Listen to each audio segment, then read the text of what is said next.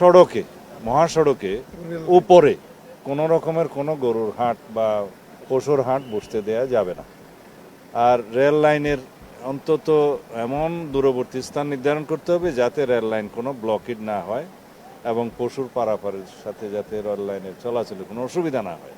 সেই জন্য এটা প্রিকশনারি মেজার্স হিসাবে আমরা বলেছি যারা রেল লাইনের আশেপাশে কোথাও দূরবর্তী স্থানে যাতে কোনো ঝুঁকি না হয় সেই সমস্ত স্থানে দেওয়ার জন্য।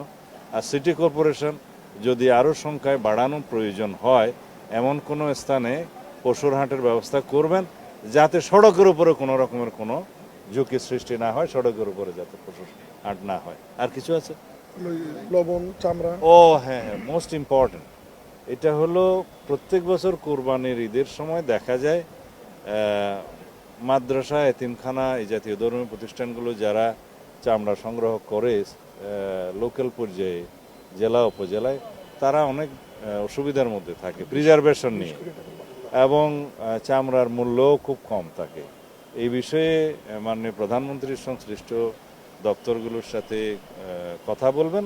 আর আজকে যেটা সিদ্ধান্ত হয়েছে commerce ministry, industry ministry, basic সবার সাথে কথা বলে তিনি সিদ্ধান্ত দিয়েছেন প্রিজারভেশনের ক্ষেত্রে যাতে আমরা সিরিয়াস থাকি সেই জন্য এখন থেকে জেলা উপজেলা পর্যায়ে ট্রেনিং, প্রচারণা এবং বিনামূল্যে লবণ সরবরাহ এগুলো করা হবে। সেই জন্য আজকে তিনি বাজেট দিয়ে দিয়েছেন যাতে করে চামড়া নষ্ট না হয় এবং ঢাকা অভিমুখে যাতে 7 দিন চামড়াগুলো না আসতে পারে। এই জন্য যে ক্রমান্বয়ে আসলে আমাদের এখানে যে ট্রিটমেন্ট প্ল্যান্ট আছে তার উপরে প্রেশারটা কম পড়ে, যেটা সেন্ট্রাল ট্রিটমেন্ট প্ল্যান্ট আছে সিইটিপি বলে বোধহয়, সেখানে আমাদের যে ধারণ ক্ষমতা, ট্রিটমেন্টের ক্ষমতা তার উপর যাতে প্রেশার না পড়ে সেই জন্য পর্যায়ক্রমে এই চামড়াগুলো আসতে হবে।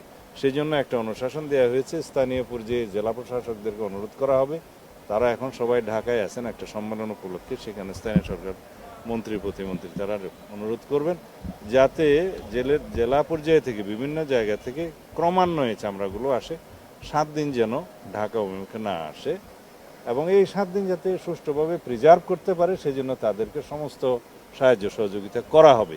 এইগুলো ছিল আমাদের ডিসিশন এবং ভবিষ্যতে চামড়া শিল্পকে যাতে আরো সমৃদ্ধ করা যায় সেজন্য মাননীয় প্রধানমন্ত্রী আলাদা একটা ব্যবস্থা নেবেন।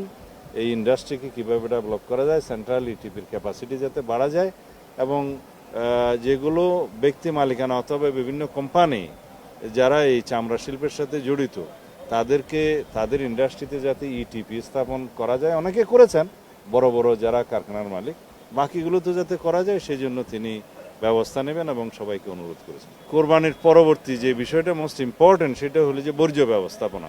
আমরা আজকেই সেই সিদ্ধান্ত পেয়েছি, মাননীয় প্রধানমন্ত্রী দিয়েছেন 12 ঘন্টার মধ্যে সমস্ত সিটি কর্পোরেশন, পৌরসভা, জেলা পর্যায়ে এবং সংশ্লিষ্ট সমস্ত জায়গায় যেখানে বর্জ্যের উপচে পড়া একটা বিষয় থাকে, পরিষ্কার হতো না আগে, সেটা 12 ঘন্টার ভিতরে তিনি নিশ্চিত করার জন্য অনুশাসন জারি করেছেন, নির্দেশনা দিয়েছেন।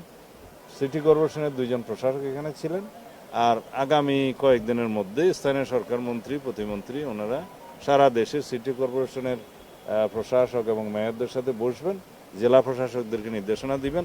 আমরা এটা এনশিওর করতে চাই এবং দেশবাসীকে আমরা এটা দেখাতে চাই যে মাননীয় প্রধানমন্ত্রীর নির্দেশনা অক্ষর অক্ষরে প্রতিপালিত হবে এবং বর্জ্য পরিষ্কার হবে 12 ঘন্টার মধ্যে এবং স্যানিটেশন সহ অন্যান্য সকল কিছু ব্যবস্থা নেওয়া হবে সেই ক্ষেত্রে যাতে জনস্বাস্থ্যটা ঠিক থাকে।